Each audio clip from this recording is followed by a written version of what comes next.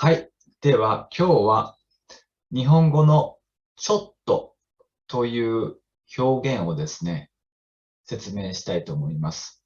ちょっとというのは本当にたくさんの意味がありますが、よく会話で使うことがあります。で、その会話で使われるときも様々な意味で使われます。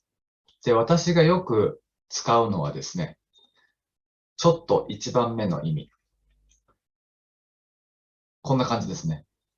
ちょっと何やってんのちょっと、という、ちょっと困ったとき、少し怒ったときに発する言葉ですね。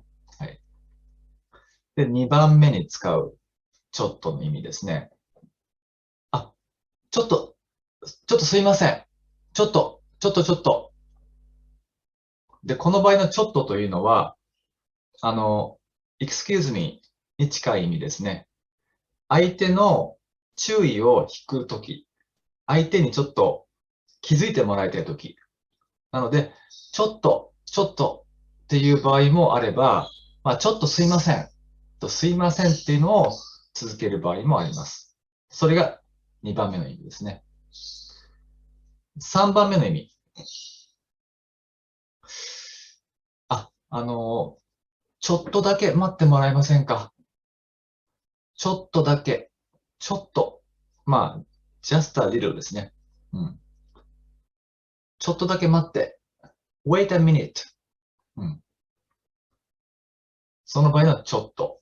はい。その3つですね。だから怒った時のちょっと何やってんのと、あと相手の気を引くとき、ちょっとすいません。ちょっと、はい。あと、ちょっと待って。ちょっと待って。wait a minute. ちょっと。ね、これがよく会話で使われますので、よく覚えておいてください。はい。